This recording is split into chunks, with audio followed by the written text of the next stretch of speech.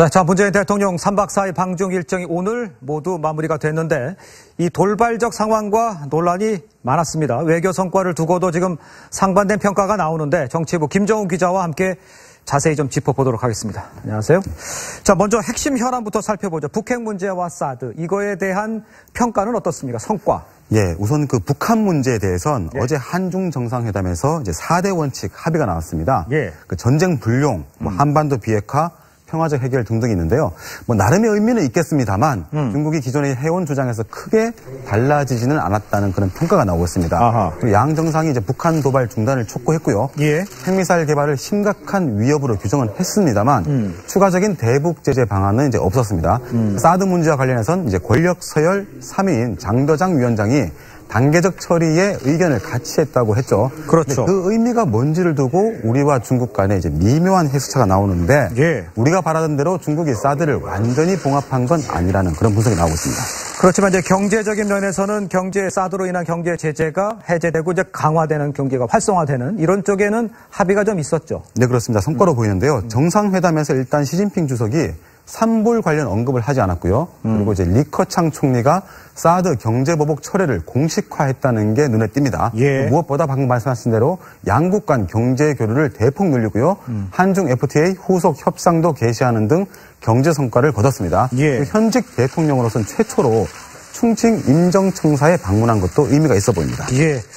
자, 그럼 이제 논란이 됐던 그 외교 홀대 문제, 요 얘기를 좀 해보죠. 지금 무슨 얘기들이 지금 나오고 있을 겁니까? 홀대 좀 정리를 좀 해보죠. 계속 언급을 이제 나오는 것들인데요.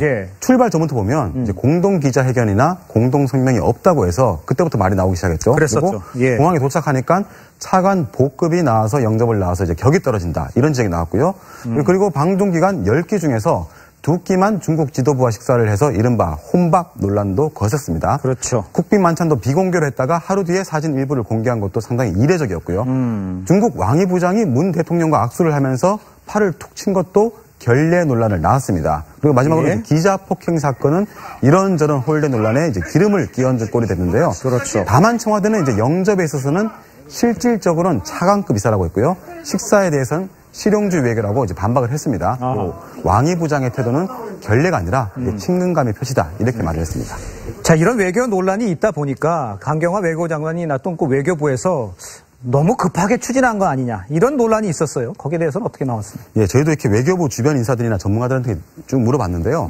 우리 정부가 방중 일정을 12월 중순에 이제 급히 맞추려고 하다가 의전이나 이제 행사 일정을 제대로 챙기지 못했다. 뭐 이런 지적이 나오고 있습니다.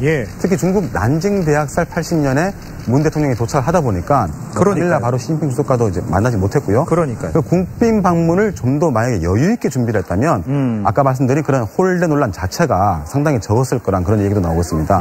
그리고 만약에 연내 방중이 꼭 필요했다면 굳이 국빈 방문이 아니더라도 한두 단계 격에 맞춰서 뭐 이제 공식이나 실무 방문을 하는 것도 이제 나았겠다 이런 지적도 나오고 있고요. 하지만 또 이제 다른 측면에서 보면 신형 대국을 자처한다는 중국이 소위 사드 뒤끝을 좀 심하게 보여준 측면이 있습니다. 그럴 수 있죠. 중국 내부의 이제 반한 감정 때문에 뭐 환대하는 모습을 보여주기 어려웠다는 관측도 있습니다만 시 주석이 한국을 길들이려 한 거 아니냐 이런 시각 또한 없지 않습니다.